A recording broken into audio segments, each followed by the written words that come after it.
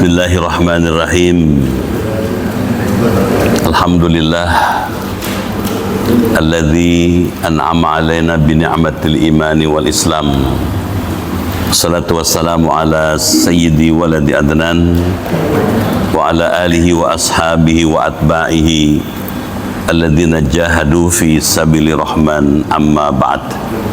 Ala hadhihi niyah ولكل نية صالحة جامعة دافعة بأن الله يفتح علينا فتوح العارفين ويفقهنا في الدين وعلمنا التأويل واهدنا إلى سواء السبيل. وبالسند متصل الإمام المصنف رحمه الله تعالى ونفعنا به وبعلومه وأدام النفع في علومه وبكم في الدارين آمين. وإلى حضرة النبي المصطفى رسول الله صلى الله عليه وآله وسلم. الفاتحة.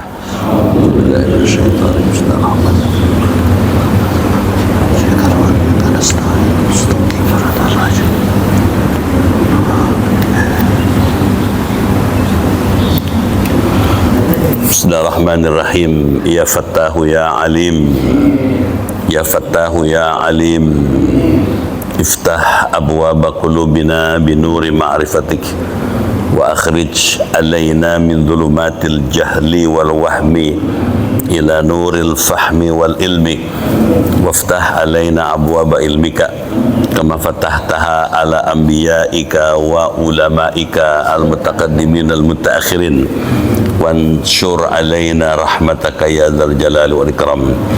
Allahumma sallimna wa sallim dinana wa sallim ahlana wa auladana wa dhurriyyatana wa sallim jama'atana wa la siyama jama'ah masjid jami'at taqwa min afati dunya wal akhirah wa la tasruk waqtan naza' imanana wa la tusallit alaina man la yakhafuka wa la yarhamuna warzuqna khairai dunya wal akhirah innaka ala kulli syai'in qadir.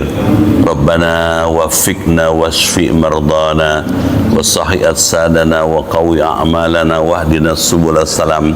Rabbana atina fid dunya hasanah wa fil akhirati hasanah wa qina adzaban nar. Walhamdulillahi rabbil alamin.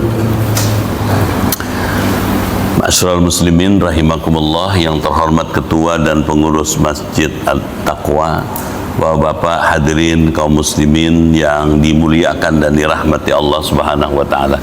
Pagi ini kita bersyukur dengan rahmat Allah dapat kembali hadir bermuajahah di masjid yang kita hormati ini. Untuk itu saya menyampaikan ucapan terima kasih dan penghargaan yang tinggi atas pilihan bapak-bapak hadir di majelis ilmu pagi ini. Saya doakan semua yang hadir beserta keluarga masuk surga, badannya sehat, imannya kuat, ibadahnya giat, rezekinya luas, hidupnya berkah, usahanya maju, anaknya soleh, keluarganya sakinah, dan bisa husnul khotimah. Bapak dan hadirin sekalian, kaji kita pagi ini melanjutkan kaji sebelumnya, masih membahas bab yang keempat, bab rubai dari kitab Nasail Ibad pada makalah yang pertama. Qauluhu, katanya, kata syair, ya, penulis yang menjelaskan pada kajian yang lalu, wadahru fi sarfi ajibun, katanya. Ya, dahar itu zaman, katanya. Dalam perjalanannya ajib, katanya, memang menakjubkan. Zaman itu waktu. Ai inna zaman, sesungguhnya zaman itu fi taghayyuri, dalam perubahannya, bil umur hadits ajib, katanya, dengan kejadian-kejadian baru adalah aneh, katanya.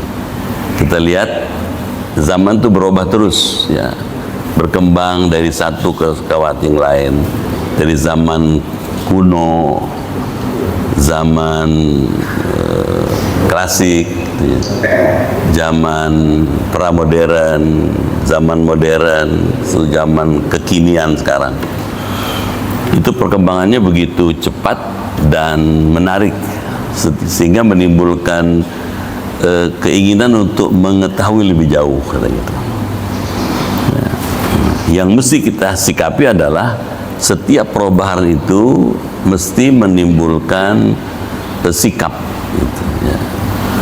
Dulu kita tidak seperti sekarang, makin tambah umur sikapnya mesti berubah gitu. Ya, makin dekat, ya makin dekat pulang mesti makin fokus Allah gitu. Nah, jadi mesti menyesuaikan. Jadi setiap perubahan itu mesti dihadapi dengan sikap yang tepat, katanya.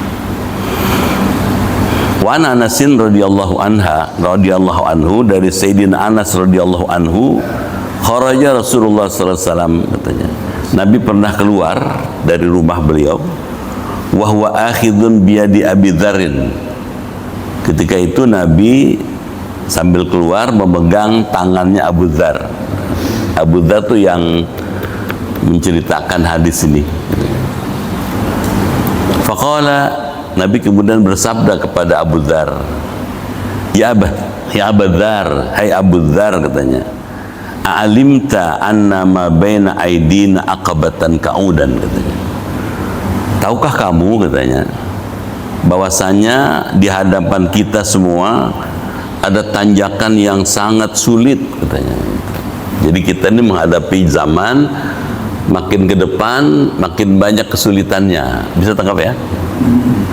Makin menghadapi masa depan makin banyak persoalan yang dihadapi, katanya gitu. La yas'aduha illal mukhifun, katanya. Kata Nabi, tidak akan bisa orang menaiki tanjakan yang begitu sulit kecuali orang-orang yang ringan bawaannya gitu. Jadi orang bisa nanjak dengan baik ke bukit yang begitu terjal kalau bawaannya enteng gitu. Yang dibawa itu ringan. Qala rajulun, tiba-tiba ada seorang sahabat bertanya, ya Rasulullah, wahai Rasulullah, katanya, aminal mukhifin, apakah saya termasuk, katanya, ana aminal muskilin, apakah saya termasuk orang yang ringan bawaan di punggung saya ini, atau orang yang berat bawaannya, katanya. Kata si orang itu kepada Nabi. Qala, Nabi jawab, aindaka ta'amu yaumin, apakah engkau punya makanan yang bisa kamu makan hari ini? Qala na'am. Kata sahabat itu, punya ya Rasul, kalau buat makan hari ini sih, katanya. Faqala Rasulullah, Nabi nanya lagi, wa ta'amu ghadin, punya nggak makanan buat besok, katanya. Besok punya masih ada persediaan makanan enggak, katanya. Qala na'am, kata sahabat itu, punya ya Rasul, kalau buat besok sih, katanya. Faqala Rasulullah, Nabi nanya lagi, wa ta'amu ba'da ghadin, punya enggak makanan buat sehari setelah besok, lusa maksudnya. Qala la, kata sahabat itu, kalau lusa sehari setelah besok saya nggak punya, kata gitu. Faqala Rasulullah sallallahu alaihi wasallam, Nabi jawab, lau kana indaka ta'amu thalathati ayyam, kalau di rumah kamu punya makanan yang tersedia untuk 3 hari, kata gitu, kunta minal muskilin, kamu termasuk orang yang berat bawaannya, gitu. Kedengeran nggak sih? Kalau 3 hari ke depan masih ada persediaan makanan, termasuk yang berat nanjaknya. Nah, iya. Artinya ini ngasih tahu bahwa kepada kita bahwa kesenangan dunia yang berlimpah-limpah, jaminan hidup sampai lebih dari 3 hari, itu membuat orang terlena gitu. Terlena untuk melakukan persiapan-persiapan yang efektif agar akhiratnya bisa dijangkau dengan baik gitu. Kalau gitu gimana? Nabi Muhammad pernah sholat asar jadi imam di Masjid Nabawi. Begitu sudah selesai sholat asar, biasanya habis sholat zikir dulu. Ini habis salam kanan salam kiri langsung berdiri, terus pulang aja gitu. Sahabat tercengang. Kalau bahasa Kelapa Dua, nggak sari-sarinya nih gitu. Nggak sari-sarinya nih, ada apa nih Nabi kok langsung pulang aja gitu. Sahabat dalam hati bertanya, kenapa nih, ada apa nih gitu. Gak lama Nabi balik lagi. Setelah balik lagi, kata Nabi, ketika saya selesai salam kanan salam kiri, dzakartu syai'an min tibrin fi baiti, katanya. Tiba-tiba saya teringat di rumah saya masih ada sekerat emas yang belum saya bagi, saya sedekahin.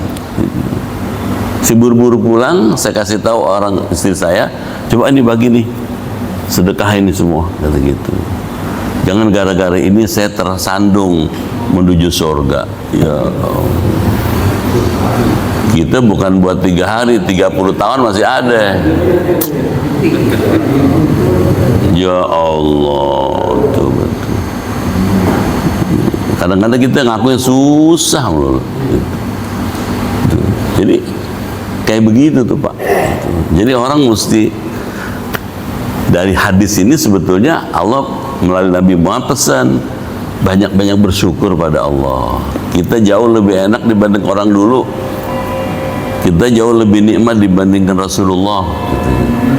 Kata Siti Aisyah, Nabi pernah 2 hari 2 malam nggak makan karena nggak ada yang makan, katanya. Cuman minum susu aja, gitu ya. Sama korma, udah. Karena nggak ada yang makan. Gitu.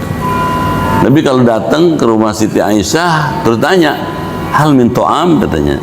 Ada nggak yang bisa kita makan? Qalat la, kata Siti Aisyah, nggak ada ya Rasul. Idzan inni shaim ilal masa. Kalau gitu saya puasa apa entar sore dah. Jarang orang kayak Nabi nanya makanan nggak ada, lu kemanain tuh duit? Baru kemarin gue kasih duit, domelin bininya. Jadi gimana?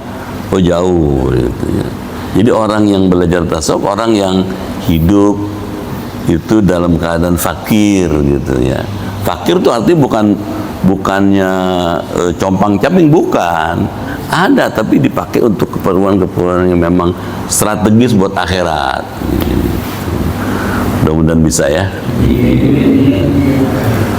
Kesimpulannya apa? Nggak ada pilihan lain buat orang at-taqwa, bersyukur. Motor masih cakep no, betul kagak? Mobil bagus, rumah cakep, tinggal di Kelapa Dua, nggak banjir, betul kagak? Tuh. Tetangga rukun, saudara guyup, anak nurut. Tuh, mau kemana lagi kalau bukan bersyukur? Fokus Allah aja udah gitu. Kalau kita fokus Allah, dunia ngikut. Kalau kita fokus dunia, Allah luput. Tuh. Ya gitu ngajinya, mudah-mudahan bermanfaat ya. Baik. Sekarang kita pindah nih. Wal maqalatu tsaniyah, maqalah yang kedua. An ba'dil hukama, dari sebagian para ahli hikmah gitu. Rahimahullahu taala. Ahli hikmah itu ahli filsafat Islam gitu. Banyak para ulama yang ahli filsafat yang mendalami ilmu hikmah gitu. Arba'atun minal khisal hasanah, ada 4 macam sifat yang bagus katanya. Wahwa, hasanah itu adalah ma yata'allaq bihil madhu fil ajil wa thawfil ajil, ialah setiap urusan yang menimbulkan pujian katanya di dunia, wa thawafil akhirah, dan balasan di akhirat nanti berupa pahala. Jadi ada 4 hal yang bagus yang kalau kita kerjain, kita terpuji di dunia, orang senang, orang suka, dan nanti dapat pahala besar di akhirat. Walakin, akan tetapi kata para ahli hikmah, arbaatun minha ahsan, ada 4 lainnya yang lebih bagus, kata gitu. Jadi ada 4 yang bagus, tapi ada 4 yang lebih bagus lagi nih, gitu. Pertanyaannya, mana tuh? Yang apa tuh yang 4 itu? Katanya. 1, al-haya'u, sifat malu, gitu. Wa huwa inkibadun nafsi min syai'in hadran anil laum fi, katanya. Haya itu ialah mengerutnya seseorang dari sesuatu karena takut dari celaan padanya. Jadi orang khawatir tercela, khawatir berbuat yang kalau perbuatan itu orang tidak suka, jelek, itu tidak terpuji. Nah, itu malu dia katanya. Jadi sifat malu minar rijal, dari laki-laki, hasanun, bagus. Jadi kalau ada orang laki-laki punya sifat malu, bagus katanya gitu. Walakinnahu, akan tetapi sifat malu itu minal mar'ah ahsan, lebih bagus lagi kalau dimiliki oleh seorang wanita gitu. Gimana maknanya? Kalau ada orang laki punya sifat malu, bagus dong gitu. Lebih bagus lagi kalau perempuan. Kenapa? Karena perempuan memang mesti lebih tertutup dia gitu. Kalau laki-laki agak terbuka, kalau perempuan lebih tertutup gitu. Misalnya orang sholat aja, kalau perempuan, kalau laki-laki kakinya agak terbuka sejengkal, kaki kanan dengan kaki kiri. Kalau perempuan rapet gitu. Kalau laki-laki tangannya di sini ada lowongnya. Kalau perempuan gini gitu. Jadi lebih itu gitu. Lebih tertutup kalau wanita. Gitu. Nah, kalau laki-laki malu bagus, lebih bagus lagi kalau yang malu perempuan. Gitu. Kalau gitu gimana? Bagus kalau seorang wanita punya sifat malu gitu. Malu itu ada 2 macam. Ada malu yang baik, ada malu yang tidak baik. Gitu. Malu yang baik apa? Malu berbuat salah, malu berbuat maksiat, malu nggak ibadah, malu gitu. Tapi ada malu yang jelek. Kenapa nggak ngaji? Malu jelek. Ngaji malu.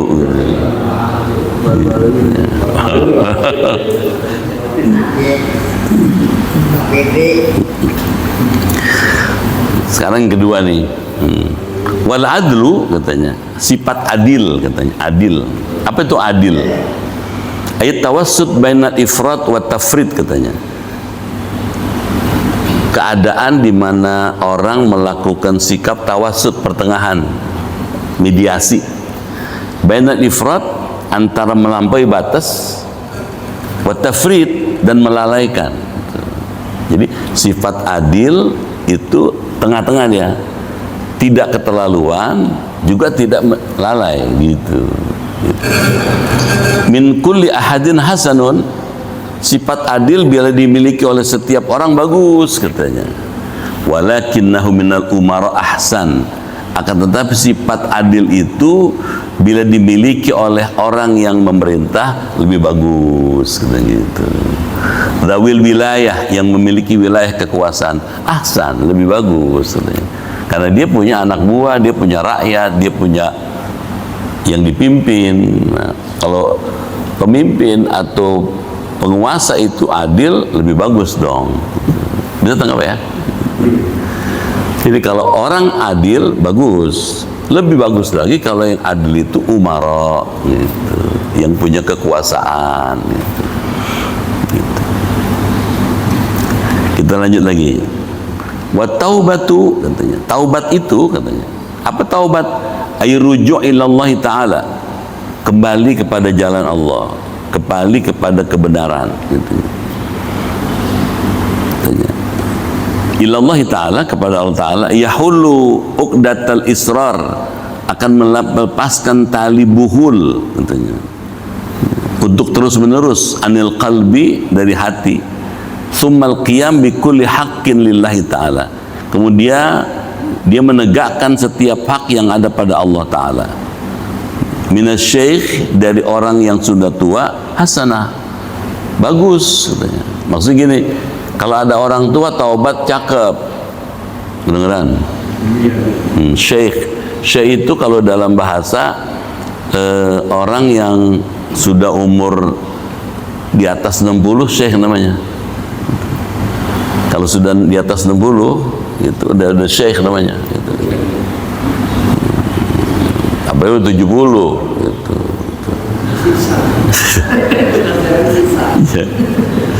Jadi kalau ada orang tua taubat cakep, bagus, emang udah pantas, udah semestinya katanya. Walakinnaha, lebih cakep lagi katanya, lebih bagus lagi, minasyabab ahsan, kalau yang bertaubat itu masih muda gitu. Dia tangkap ya.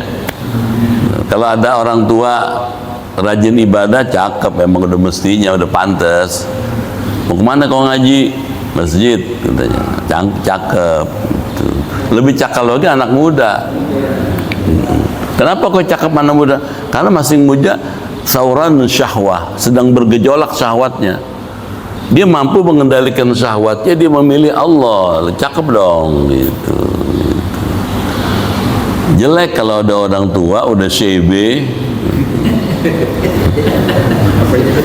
Tahu shebe? Dari kata shape itu rambut uban. Jadi shebe rambut dari putih. Kalau udah rambut dari putih katanya nggak taubat, malu. Jelek katanya. Bukan orang sini, bukan.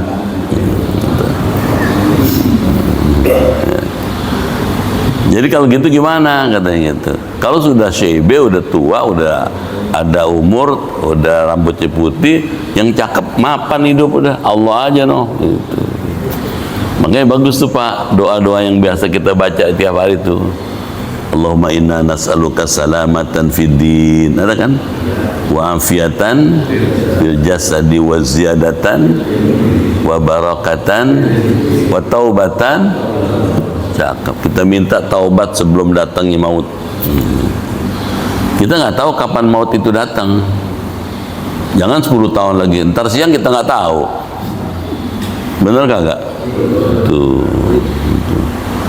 Karena kita nggak tahu antara siang datang apa enggak, dari sekarang kita pagerin. Makanya bener tadi itu imam tadi itu, habis sholat subuh baca kalimat tauhid 10 kali. Kata Nabi, siapa orang habis sholat subuh baca kalimat tauhid, la ilaha illallah wahdahu la syarikalah, lahul mulku wa lahul hamdu yuhyi wa yumitu wa huwa ala kulli, 10 kali. In mata naharan mata alal iman, kalau siangnya dia meninggal dalam keadaan iman. Siapa tahu ntar malaikat datang. Dari sekarang kita pagerin. Sampai sore nggak datang tuh malaikat, pagerin lagi maghrib. Siapa tahu ntar malam datang dia, baca lagi 10 kali habis maghrib gitu. Kenapa? Karena itu kalimat tauhid, itu memantapkan kita ketika nanti sakaratul maut. Ketika kita sekarat, kita sedang menghadapi kesulitan yang amat sangat. Kata Syekh Abdul Somad Al-Falembani, ketika orang dalam keadaan sekarat, dia menghadapi 2 syaitan yang mirip seperti bapak dan ibu kita. Gimana jawaban itu? Kata si bapak, katanya, kalau kamu anak yang soleh ikut bapak, anak jadi Yahudi. Dijawab salah, nggak dijawab bagaimana, orang tua sendiri.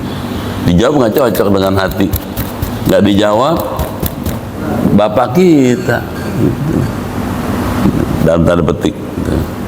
Noleh lagi, lihat ibu kita ngomong lagi, kalau kamu anak yang soleh ikut ibu, anak jadi Nasrani. Serba salah jawabannya. Dalam kondisi kalut dan bingung seperti itu, kalau kita sudah biasa mengucapkan kalimat tauhid, kita enteng aja tuh, la ilaha Muhammadur Rasulullah. Begitu kita bilang la ilallah, ngacir tuh setan. Kalau gitu mengucapkan kalimat tauhid penting. Kenapa buat kita, bukan buat orang lain? Karena yang akan kita hadapi itu malaikat itu langsung kita.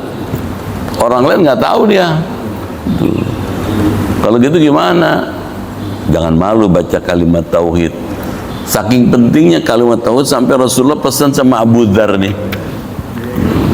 Ya Abu Dzar katanya, jadid imanaka biqauli la ilaha illallah. Perbaharilah imanmu dengan mengucapkan la ilaha illallah.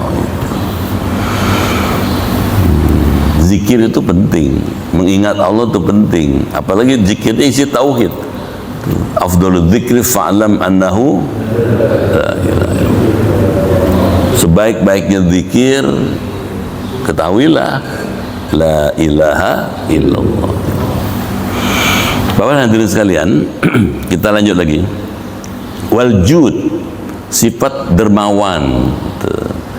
Jud itu dermawan, murah tangan katanya, senang memberi.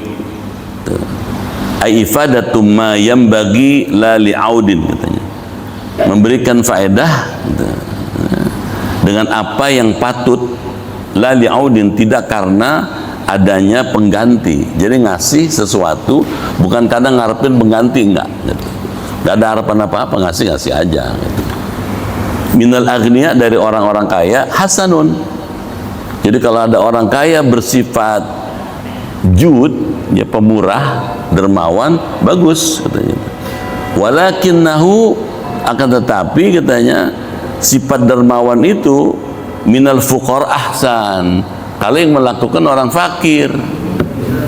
Ya Allah, kalau ada orang kaya suka berbagi, pantas karena dia lebih gitu. Ini orang fakir masih mau ngasih, ya Allah, cakep banget tuh. Amin ya Rabbal gitu. Fakir gitu ya. Orang yang banyak kebutuhannya ya, dibandingkan yang dia miliki dengan kebutuhannya nggak imbang. Butuhnya segini, yang bisa dipenuhi cuma segini, masih banyak kurangnya. Atau fakir tuh. Ada ulama yang menyebutkan fakir itu penggorengan punya tapi yang digoreng kagak. Ada penggorengan tapi kagak ada yang digoreng. Kalau miskin jangan yang digoreng, penggorengnya kagak punya dia.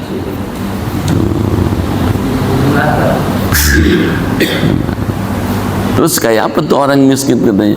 Orang yang buat makan besok nggak jelas. Orang yang buat makan besok nggak jelas, itu miskin tuh. Buat besok makan apa? Nggak tahu, nggak kebayang katanya, nggak ada simpenan. Tuh miskin. Jadi kan ada sahabat nanya, ya Rasulullah, kata, alastu min fuqaril muhajirin katanya. Bukankah saya termasuk orang minal fuqara minal muhajirin katanya. Bukankah termasuk orang fakir di kalangan muhajirin saya nih katanya gitu. Nabi nggak langsung bilang iya. Nabi tanya, alaka ta'amun lighad, apakah kamu punya makanan yang bisa dimakan buat besok? Kata Nabi, qala na'am, punya ya Rasul katanya. Idzan anta minal aghnia, kalau buat makan besok udah ada hari ini, ente orang kaya. Kedengeran nggak nih? Diem aja. Ya kan saya ngomong hadis Nabi, buat makan besok ada nggak? Ada ya Rasul. Kalau gitu ente orang kaya. Itu orang nyeletuk lagi, itu orang nih, wa ana li khadiman fil bait, saya malah punya pembantu di rumah ya Rasul, punya asisten rumah tangga. Kata Nabi, kalau buat makan besok udah ada hari ini, punya pembantu lagi di rumah, ente bukan cuman kaya, idzan anta minar ru'asa, ente termasuk golongan raja-raja. Jangan-jangan raja semua nih. Ya Allah. Bagaimana memahami hadis Nabi ini gitu? Kalau raja kan bisa nyuruh rakyatnya. Kalau bapak punya pembantu, punya asisten rumah tangga, kan bisa nyuruh orang kayak raja. Jadi kalau dengar hadis begini, nggak ada pilihan lain nih orang at-taqwa selain bersyukur. Bersyukur kita masih lebih baik. dibandingkan yang lain-lain. Tuh, setuju nggak? Nggak pantas ngaku, aduh, anda makin kemarin makin susah. Tuh, malu kita sama Allah. Gitu. Udah dikasih banyak. Gitu. Amin. Ya Rabbal. Jadi bersyukur itu pilihan paling pas. Gitu. Bagaimana kalau mau minum dulu ya? Belum pada minum kali. Gitu. Ngaji nggak minum lama-lama pules.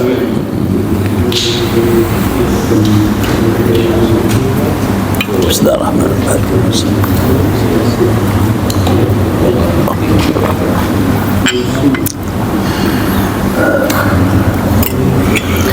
Kita lanjut lagi. Wal maqalatu tsalitsah, maqalah yang ketiga katanya. An ba'dil hukama, dari sebagian para hukama. Hukama itu ahli hikmah. Radhiyallahu anhum, semoga Allah meridhoi beliau-beliau ini. Kata para ahli hikmah, arbaatun qabihah. Ada 4 yang enggak bagus katanya. Ada 4 yang qabihah, yang buruk, yang jelek. Wa huwa ma yata'allaq bihi dzam fil ajil wal iqab fil ajil. Buruk apa itu? Sesuatu perbuatan atau sifat yang menimbulkan cela di dunia dan siksa di akhirat. Jadi kalau ada orang punya sifat perbuatan yang menimbulkan celaan di dunia dan azab di akhirat, itu jelek pasti. Walakin katanya, akan tetapi arbatun minha akbah, 4 lainnya lebih buruk lagi. Ada 4 yang buruk, yang jelek, tapi ada 4 lebih buruk lagi katanya gitu. Apa itu katanya? 1, adzambu ayil ithmu minasyab qabihun. Berbuat dosa ya, dari anak muda jelek. Kedengeran? Kalau ada anak muda berbuat dosa jelek. Wa minasyaikh akbah. Lebih jelek lagi udah syebe, udah tua. Udah tua masih dosa yang dikerjain, udah nggak pantas gitu. Kedengeran ya? Jangan marah. Kita mau kemana nih? Gitu. Fokus Allah aja, udah kepala 5, kepala 6, kepala 6 ke atas, syekh itu kepala 6 ke atas. Tuh, syekh begitu. Udah Allah aja nih gitu. Udah nggak pantas. Mau kemana kau ngaji? Karaokean ah. Ya Allah, karaokean. Emang nggak boleh Pak Ustadz? Bukan kagak boleh. Yang dikuatin pas karaokean qaid.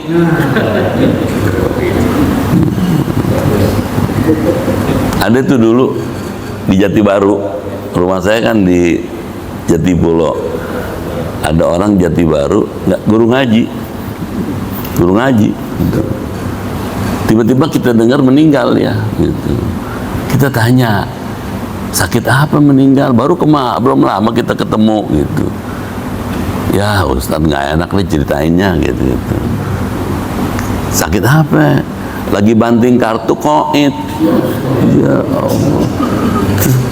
Jadi bukan kartu yang qaid, orangnya qaid. Kalau kartunya mati biasa. Ini orangnya qaid. Ya Allah. Kan nggak pantas dong tuh.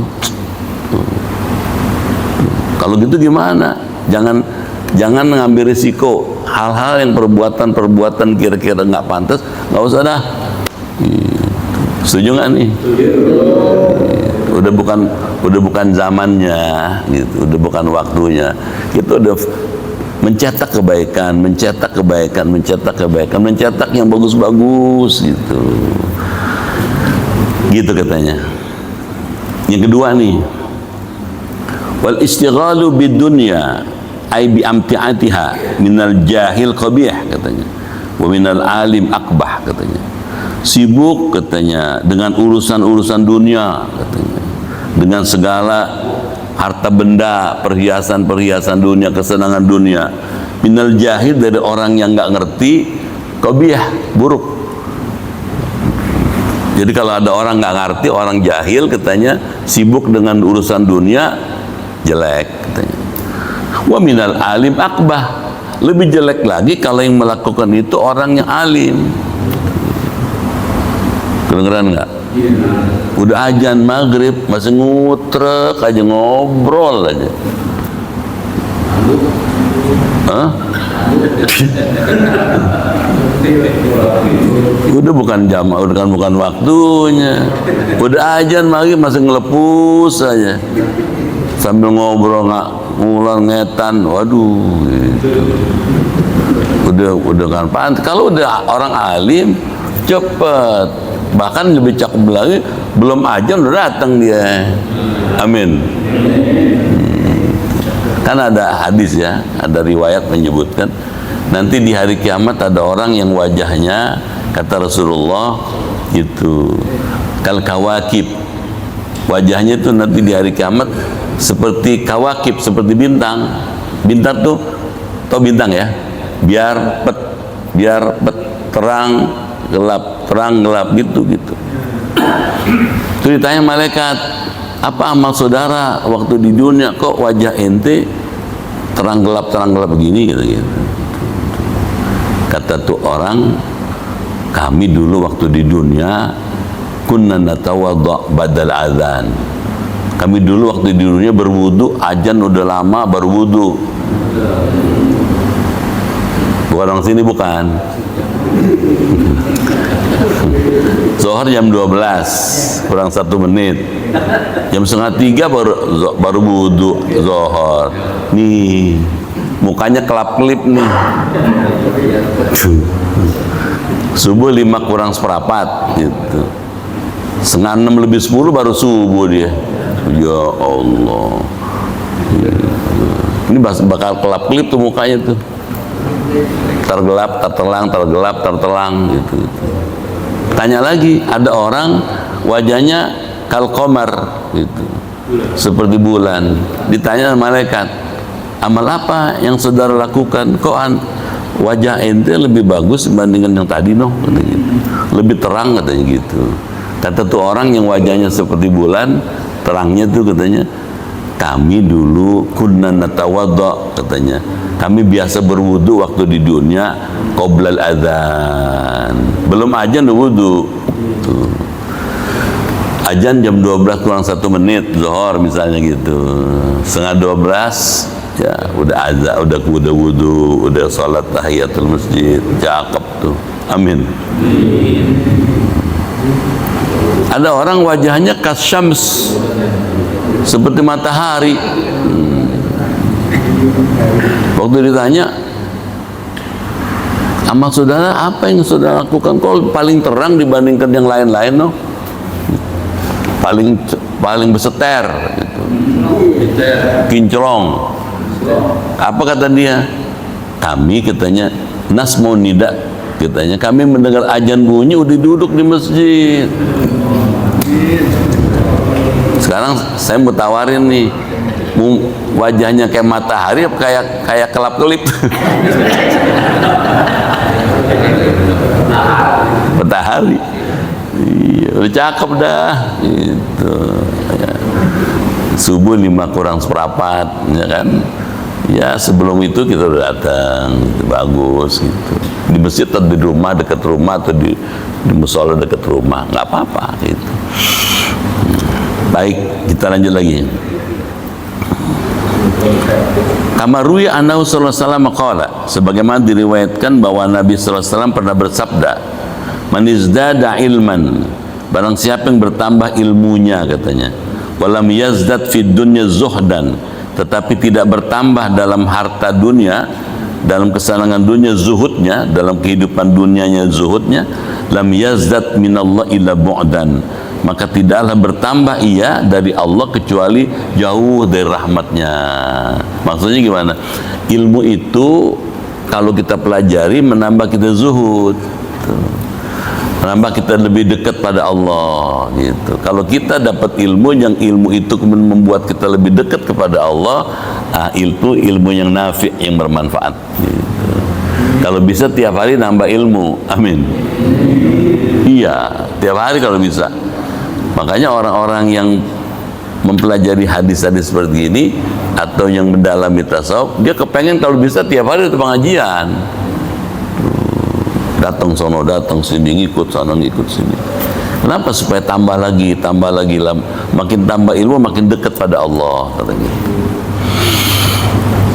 Rawahu Dailami, hadis riwayat Imam Dailami. Yang berikutnya nih, watakasul fit ta'ah, bermalas-malas dalam berbuat taat. Malas-malasan. Apa tuh taat? Taat tuh muwafaqati amrillah, katanya. Perbuatan yang cocok dengan perintah Allah, itu taat namanya. Ya, yang sesuai, katanya. Perbuatan kita cocok dengan perintah Allah, gitu. Misalnya sholat subuh, kan ada perintahnya kan? Tuh. Kalau kita ngerjain sholat subuh cocok dengan perintah Allah, itu namanya taat namanya. Bermalas-malas dan berbuat taat min jaminas, dari semua manusia, qabihun, jelek, gitu. Jelek, katanya. Jadi kalau ada orang malas diajak ibadah, diajak taat, gak pantas, jelek tuh, katanya. Wa bilal ulama battalaba akbah, lebih jelek lagi kalau yang melakukan itu ulama, itu talaba, orang-orang yang belajar ilmu, gitu. Ayyadzina yatlubuna al-ilma akbah, orang yang menuntut ilmu kalau malas jelek, gitu. Setuju nggak? Jadi kalau gitu gimana? Gasik, gitu. Sigra, gitu. Sigra dalam menuntut ilmu, sigra dalam berbuat taat, itu bagus, katanya, gitu. Karena kita berpacu dengan waktu, gitu. Suka atau tidak suka, umur kita makin habis nih. Bener nggak? Jumlahnya nambah, jatahnya kurang. Iya. Begitu kita masuk tahun baru, nambah umur kita 1 tahun, jatahnya kurang setahun. Kalau makin sering tahun baru, kalau lama-lama habis tuh jatah. Kalau habis jatah kemana kalau bukan pulang? Kalau gitu gimana? Ya jangan main-main sama umur, gitu. Setuju ya? Udah nggak pantas deh. Lagi ngapain ente? Ya biasa nih, omong-omong kosong. Udah tahu kosong dia omong. Omong kosong. Kalau bisa ngomongnya ada isinya, gitu. Kita terusin ya. Wa takabbur minal aghniya qabihun, bersifat sombong dari orang kaya jelek. Jelek, qabih, katanya. Siapa orang kaya? Banyak. Korun kaya. Kayanya bukan main dia. Saking kayanya sampai kunci berangkasnya diangkat 10 orang nggak kuat. Dia punya asisten rumah tangganya 4.000. Pembantunya 4.000 dia. Semua dikasih baju, dikasih pakaian, dikasih perhiasan, dikasih kendaraan sama korun. Sayangnya korun begitu kaya, lupa dia. Kata korun, innama utitu bil ilmi, sesungguhnya harta saya yang begitu banyak ini karena ilmu saya. Allah nggak ada apa-apanya. Padahal dulunya orang nggak punya tuh, orang fakir.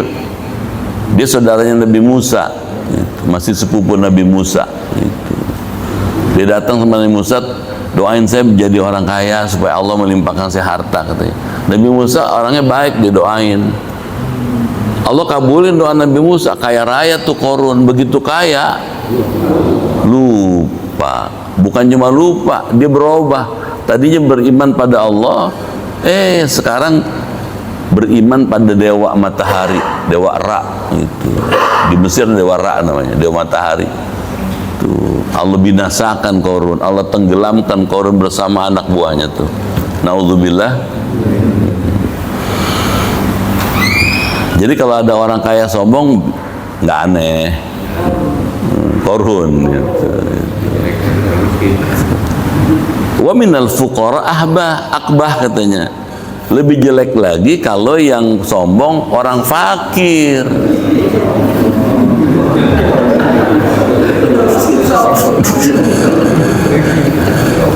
kakek sombong lagi lu katanya. Ya Allah, malu dah. Gitu. Kalau ada orang kaya sombong, dari dulu juga orang kaya sombong. Gitu. Ini orang nggak punya sombong, jelek. Naudzubillah. Gitu. Mudah-mudahan ya. Gitu.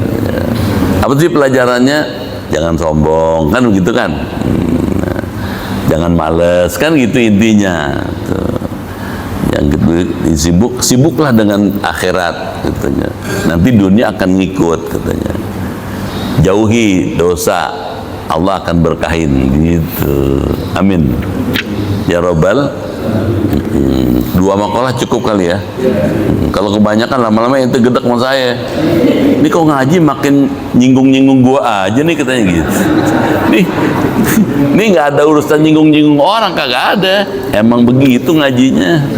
Dari sononya kitabnya begitu. Namanya nasihat. Itu kan? Nasoh itu nasihat kan. Al-ibad, nasihat buat hamba-hamba Allah gitu. Baik. Boleh tanya Ustaz? Boleh. Tadi di awal Ustaz tentang hadis Nabi, dia sampai rumah tidak ada makanan, terus dengan Siti Aisyah, Nabi langsung bilang puasa aja.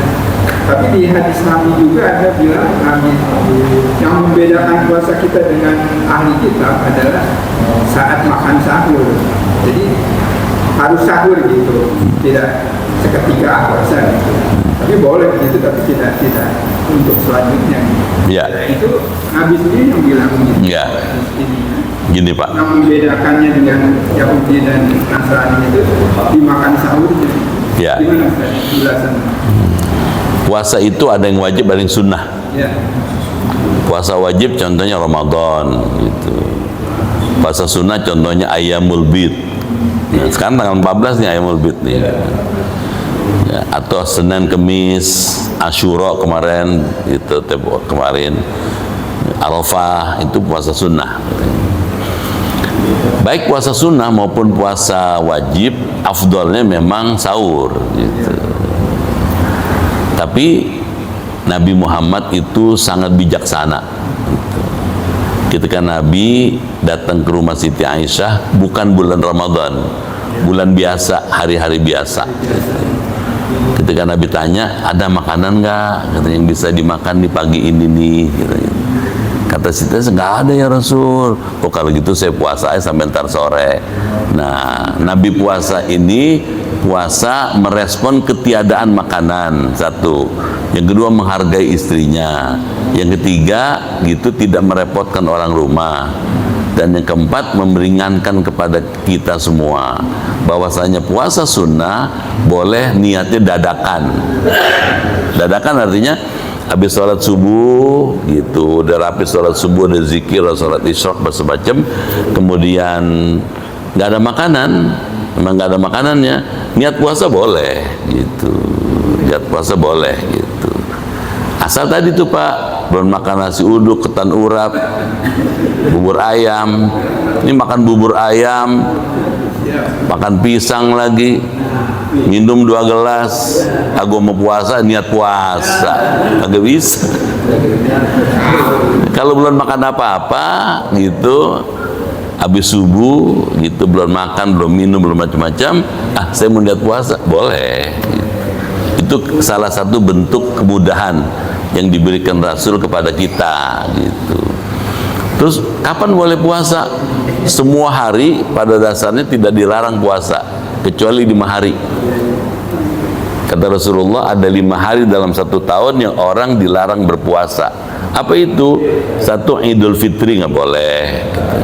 2 Idul Adha nggak boleh. Yang ketiga Tasyrik 11, 12, 13. Yang 5 ini jangan dah katanya. Artinya dari 365 hari dalam 1 tahun 360 boleh gitu. Minus yang 5 tadi gitu. Jadi kapan aja boleh puasa sunnah gitu Pak. Apalagi ada harinya, Asyura, Arafah, tentu lebih bagus lagi gitu. Gitu ya. Terus apa gunanya puasa pakai sahur? Kalau puasa pakai sahur, satu membedakan dengan puasa ahli kitab. Yang kedua, sahur itu bikin berkah. Kata Nabi, tasaharu, makan sahurlah kamu, katanya. Fa inna fis sahuri barakah, karena sesungguhnya di dalam makan sahur itu mengandung banyak keberkahan. Gimana berkahnya? Kalau orang puasa dengan sahur lebih dahulu, lebih tahan daya tahan tubuhnya ketimbang yang nggak pakai sahur. Kalau puasa pakai sahur jam subuh masih tenang dia, belum keroncongan. Kalau nggak pakai sahur jam 10 udah keroncongan, udah bunyi aja nih perut. Yang pertama. Yang kedua, kalau puasa dengan sahur dulu, sebelum subuh dia sudah bangun, sudah makan, minum, maka subuhnya pasti nggak telat gitu. Itu salah satu keberkahannya. Yang berikutnya lagi, kalau puasa pakai sahur gitu, ketika sahur itu waktu yang mustajab. Waktu sahur itu waktu mustajab, sepertiga malam terakhir katanya. Kenapa? Karena ada hadisnya. Waktu Nabi ditanya, ya Rasul, katanya, kapan doa sangat didengar oleh Allah? Ai doa asma, katanya. Kata Nabi, sulusul lail al-akhir, sepertiga malam terakhir. Kapan sepertiga malam terakhir? Waktu sahur, katanya. Makanya sahur itu mahal gitu. Selama kita memang siap untuk itu, lebih baik sahur gitu. Nah ceritanya, persiapan nggak ada, yang mau dimakan nggak ada gitu. Daripada lapar nggak karuan, puasa gitu. Nabi tuh gitu ya. Mudah-mudahan dia ada manfaatnya ya. Kita baca doa ya. Semua yang hadir, keluarga di rumah sehat, imannya kuat, ibadahnya giat, rezekinya luas, hidupnya berkah, usahanya maju, anaknya soleh, keluarganya sakinah, dan bisa husnul khatimah. Al-Fatihah.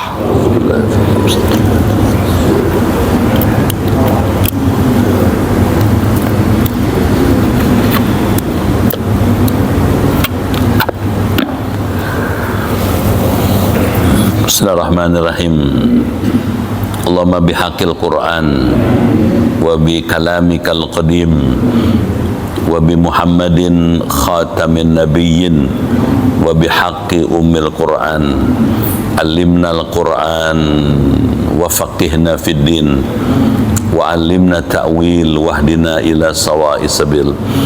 Allahumma inna nas'aluka imanan kamilan wa yaqinan sadiqan wa rizqan wasi'an wa qalban khashi'an wa lisanan dhakiran wa badanan sabiran wal afwa indal hisab wa najata minan nar. Allahumma akhtim lana bi husnil khatimah wa la takhtim alaina bis su'il khatimah. Rabbana wafiqna washfi mardana wa sahih ajsadana wa qawi a'malana wahdina subul salam. Rabbana atina fid dunya hasanah wa fil akhirati hasanah wa qina adzaban nar. Walhamdulillahi rabbil alamin. Sekian, lebih kurang mohon maaf, terima kasih. Sampai jumpa lagi. Assalamualaikum warahmatullahi wabarakatuh.